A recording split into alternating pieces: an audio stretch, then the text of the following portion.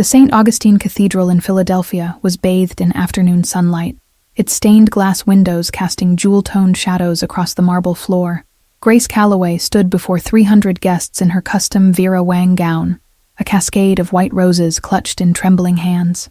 Father Matthew's voice echoed through the vaulted ceiling as he asked William if he would take Grace as his lawfully wedded wife. The silence that followed stretched like an eternity, the string quartet's melody faltering as William's jaw clenched tight.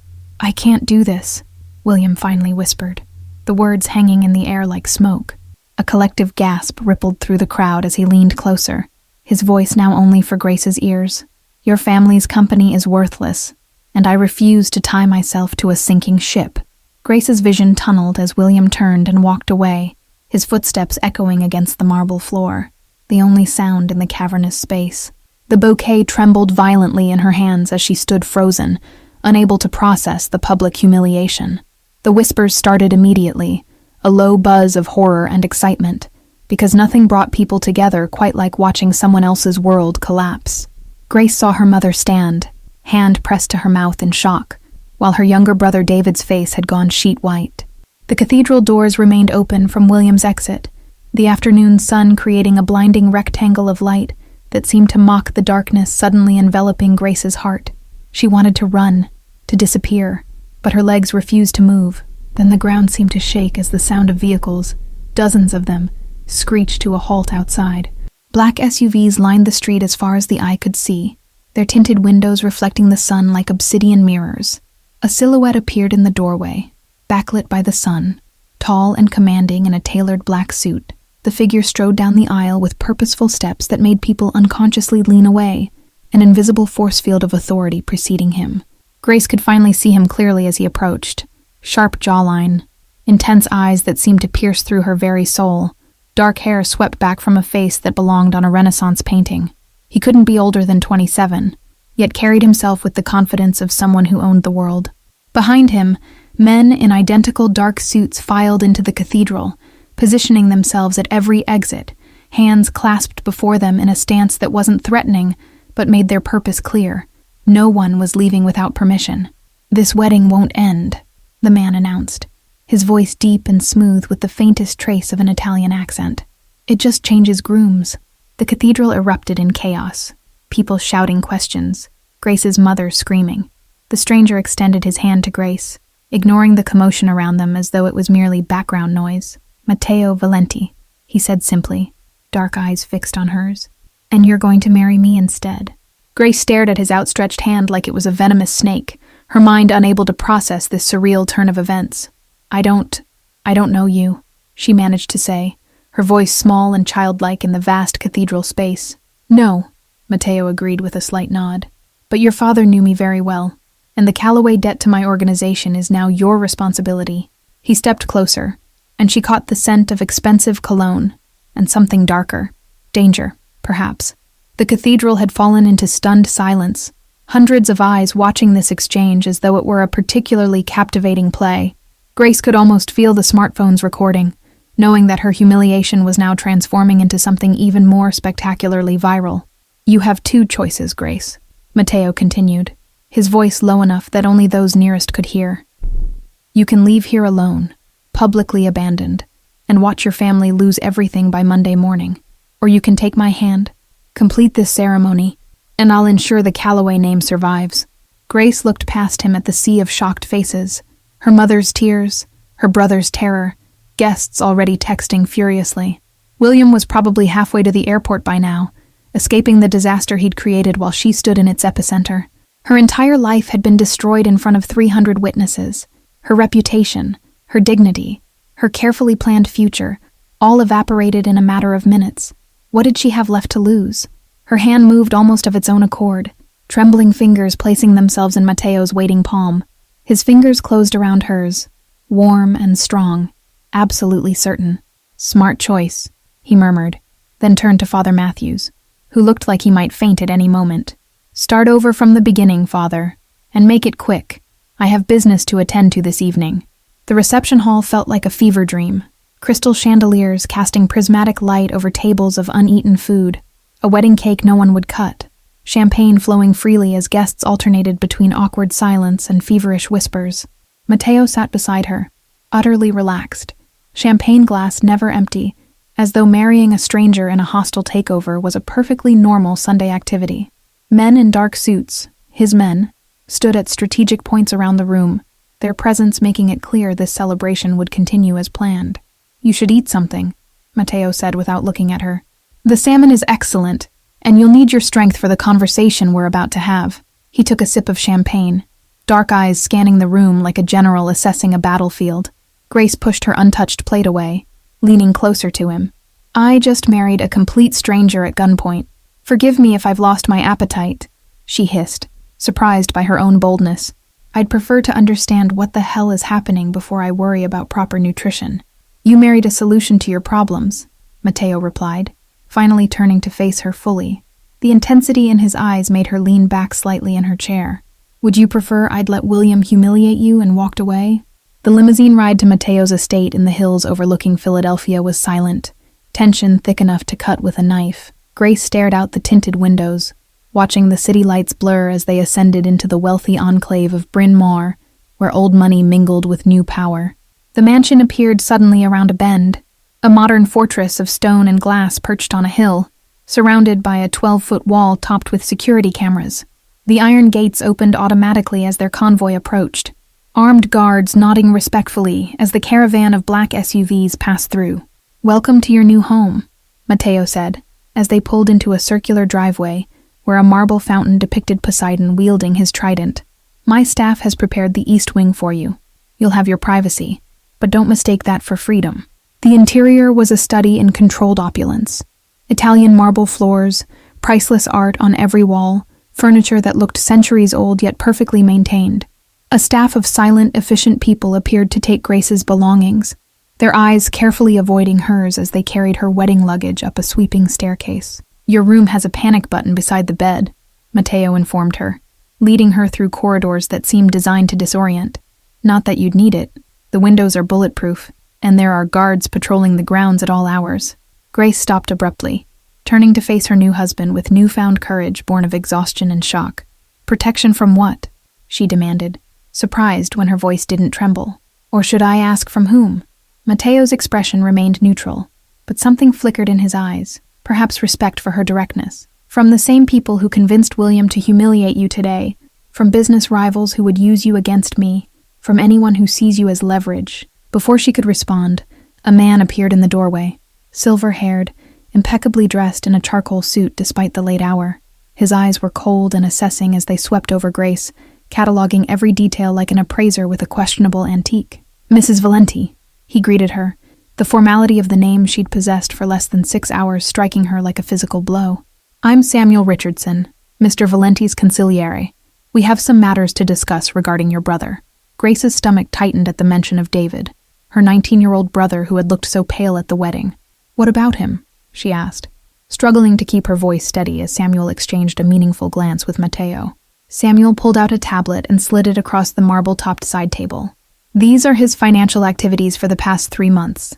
I suggest you review them before our conversation tomorrow." He nodded curtly and departed, leaving Grace staring at the screen in horror. The tablet showed gambling debts, hundreds of thousands of dollars lost at underground poker games, online betting sites, sports wagers. Names of loan sharks she'd never heard of were highlighted in red, payment schedules missed, threatening messages received. 3 days into her new marriage, Grace sat at the breakfast table picking at her omelet while scrolling through her phone. The wedding disaster had gone viral. Altar upgrade was trending, with someone having posted both William's exit and Matteo's dramatic entrance, comments ranging from horrified to oddly supportive. "Put that away," Matteo commanded, appearing suddenly in the doorway wearing a tailored navy suit that complemented his olive complexion. "You're coming with me to a business meeting. Important people, investors, associates who are curious about my new wife." Grace placed her phone down, raising an eyebrow. "And why would I do that? To be paraded around like some trophy you won in a hostile takeover?" The boldness in her voice surprised her. Perhaps sleeping in a fortress had given her a false sense of security. "Because you're my wife, and I need them to see that," Matteo replied, his tone making it clear this wasn't a request. "This marriage needs to look real, Grace, which means you sit beside me, Smile and play your part. Can you do that? Or shall I revisit the alternatives we discussed at the cathedral? The meeting was held at a private club in downtown Philadelphia, the kind without signage where membership was by invitation only and cost more than most people's annual salary. 12 men in expensive suits sat around a mahogany table when they arrived, all watching Grace like scientists observing a lab specimen. Mateo pulled out a chair for her at the head of the table, a gesture of both courtesy and possession. "Gentlemen," he began, "this is my wife, Grace." The introduction was simple, yet carried weight, positioning her as something more than decorative. A man with salt and pepper hair and hard eyes leaned forward with a predatory smile. "So the rumors are true. The altar abandonment wasn't humiliation. It was an upgrade." His gaze slid over Grace dismissively.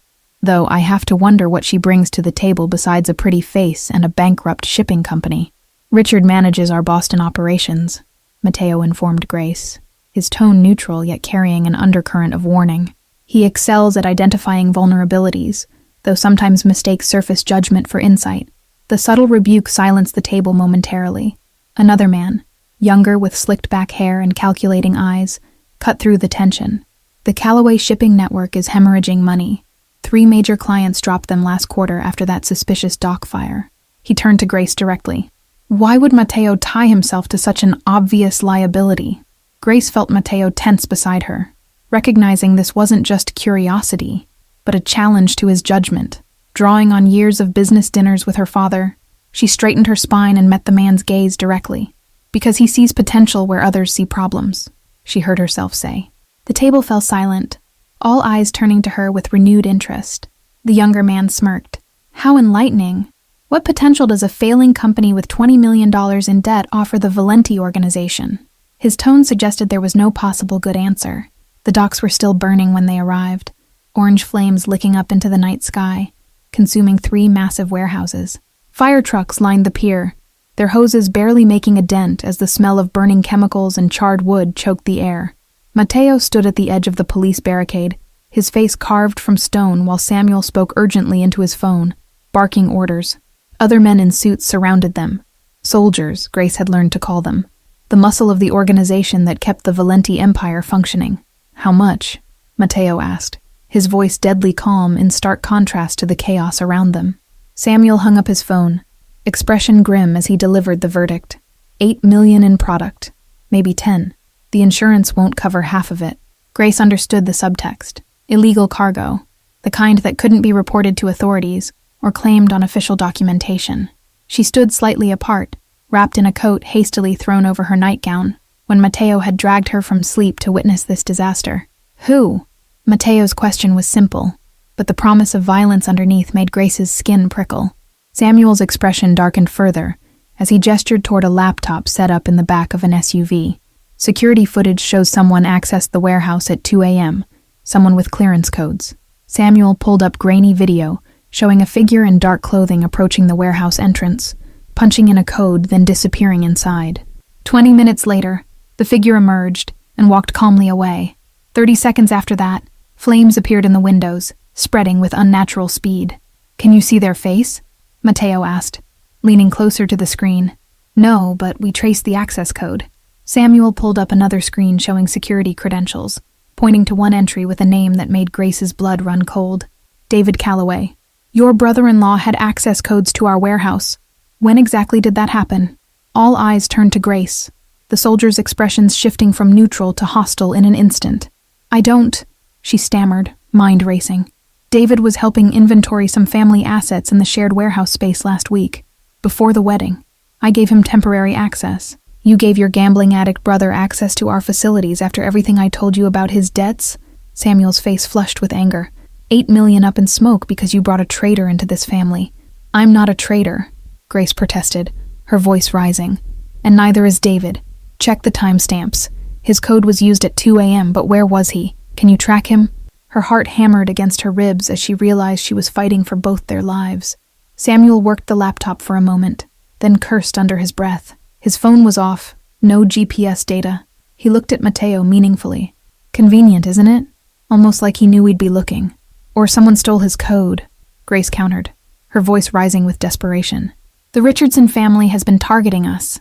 They paid William to humiliate me at the altar, and now they're framing David to destroy your trust in us. Listen to her making excuses while our business burns." One of the soldiers scoffed, his hand drifting toward the bulge beneath his jacket. "I say we cut our losses, her and the brother, before they destroy everything."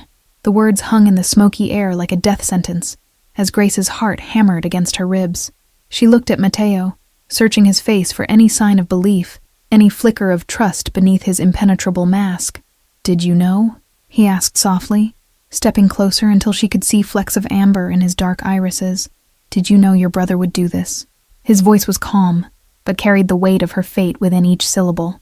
"No," Grace answered firmly, refusing to look away despite the fear coursing through her veins. "David is impulsive and desperate, but this, destroying millions in product, risking his life, risking mine, this isn't him." Mateo studied her for a long moment, while the fire raged behind them, illuminating his face in flickering orange light. "Samuel," he finally said, without breaking eye contact with Grace, "find David Calloway. I don't care if you have to search every casino and bar in the Northeast." "And her?" Samuel asked pointedly, his tone making it clear what course of action he recommended. Grace held her breath, acutely aware that her very existence hung on Mateo's next words. "She stays," Mateo declared with finality, "under guard. If she tries to leave the estate or contact anyone without my knowledge, stop her." He turned back toward the burning warehouses. "Now find her brother so we can get some answers." Grace watched the soldiers disperse, Samuel barking orders into his phone as he walked away. She stood alone beside Mateo, watching millions of dollars burn, while knowing that her life hung by an even thinner thread than their week-old marriage. "If you're lying to me," Mateo said softly, his gaze still fixed on the flames, "if you had any part in this, there won't be anywhere you can hide." His voice carried no anger, only the cold certainty of a promise. "I understand," Grace whispered, wrapping her arms around herself against the sudden chill, despite the heat of the fire. "But I need you to understand something too. Someone is setting us both up." Mateo turned to face her fully, his expression unreadable in the dancing shadows. "Then you have until Samuel finds your brother to prove it. Otherwise, I can't protect you from what happens next." Grace hadn't slept in 36 hours when the breakthrough finally came. Surrounded by laptops, financial records, and surveillance logs in Mateo's private study, she'd pieced together the puzzle that had nearly cost her and David their lives. The mansion erupted in commotion just past midnight. Shouting, the sound of struggling, her brother's voice raised in desperate apology. Grace rushed to the foyer where 2 guards dragged David toward Mateo's office, his face bruised, one eye swollen shut. "I'm sorry, Grace, I'm so sorry," David sobbed as Samuel shoved him roughly into a chair.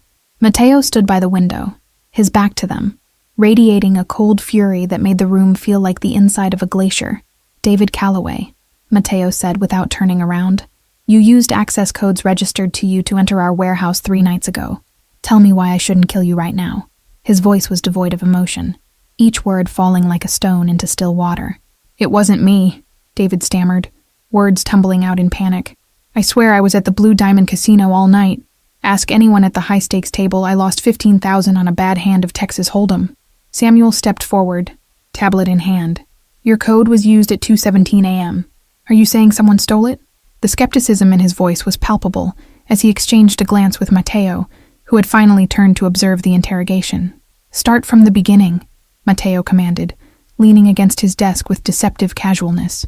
"And remember that each lie makes your situation considerably worse." The threat hung in the air, unspoken, but unmistakable. David wiped his face with shaking hands, looking desperately at Grace before beginning his confession. 6 months ago, I got in deep with a bookie. 200 grand? They were going to break my legs or worse." He continued haltingly, describing how a man named Jackson had approached him, claiming to work for the Richardson family. He said they'd pay off my debt if I gave them information. Shipping schedules, security protocols, anything I could learn from Grace about the Calloway business. I thought it was just corporate espionage. David's voice cracked, as tears streamed down his swollen face. "After the wedding, after I realized what Grace had married into, I told Jackson I was done, that I wouldn't give them anything else." Samuel slammed his hand on the desk, making David flinch. "Yet somehow they got your access codes to our warehouse? That's quite a coincidence." His skepticism was a living thing, coiled and ready to strike, as David shrank further into his chair. "They showed me pictures. David whispered, pulling out his phone with trembling fingers. Our mother coming out of church, shopping at the grocery store. A man standing right behind her in line, smiling at the camera like it was nothing. The photo showed their mother, oblivious, examining a produce display, while behind her, a man in a leather jacket stared directly at the camera with a predatory grin. They said if I didn't give them the codes, he'd follow her home, so I gave them the codes. Grace slid the tablet across the table toward Mateo, her exhaustion momentarily forgotten. The warehouse security system has a hidden back door. Someone installed monitoring software that creates perfect duplicates of access credentials without triggering alerts. Wireless transfer logs showed bursts of data leaving the security server 3 days before the fire, coinciding perfectly with unexplained entries in the main building. Grace had discovered a virtual fingerprint, faint but unmistakable, leading back to one of Mateo's most trusted associates. This is the bank transfer that proves everything, she explained, highlighting a series of offshore transactions. $500,000 moved through 7 shell companies before landing in an account registered to Peter Hayes, your head of security. Samuel's face drained of color as the evidence mounted, his loyalty to Mateo warring with his disbelief that Hayes, a 15-year veteran of their organization, could betray them so completely. The timestamps, financial trails, and duplicated security codes formed an airtight case. Hayes had been the Richardson family's inside man for years, Grace discovered, systematically undermining Mateo's operations while positioning himself as indispensable. Her investigation had uncovered not just a traitor, but an elaborate conspiracy designed to destroy the Valenti Empire from within.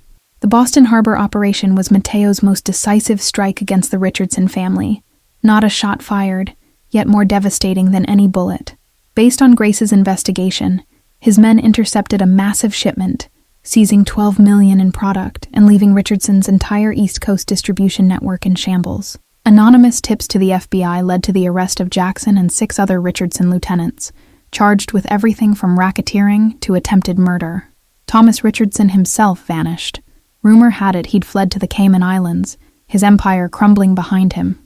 2 months after her wedding day, Grace stood in the grand ballroom of the Ritz-Carlton, wearing a gown that cost more than her first car.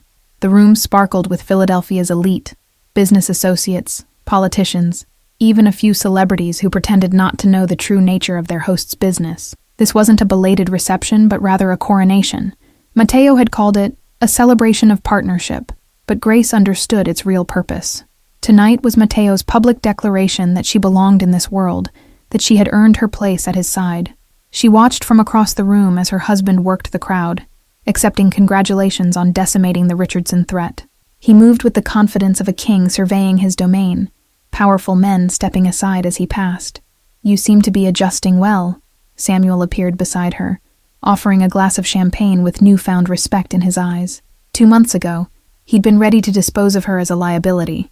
Now he deferred to her judgment on business matters. David approached, looking healthier than he had in years, clear-eyed and focused since completing the rehabilitation program Mateo had arranged. I can never make up for what I did, he said quietly, but Mateo's giving me a chance with legitimate work, managing the shipping routes. The capture of Hayes had been a masterpiece of strategic deception. Grace's plan involved feeding him false information about a vulnerable shipment, while Mateo's actual operation targeted the Richardsons' primary distribution center. The double cross had been executed with surgical precision.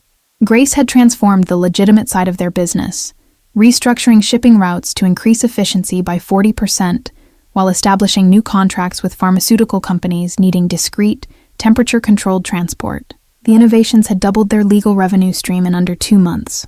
Grace squeezed his arm reassuringly before excusing herself, making her way toward the terrace where Mateo stood alone, silhouetted against the city lights. You wanted to see me? She asked, the gold wedding band no longer feeling foreign on her finger. Do you remember what I said to you the night we met? Mateo asked without turning around. About you being my investment? My asset? His voice carried none of the coldness she'd grown accustomed to during their first weeks together.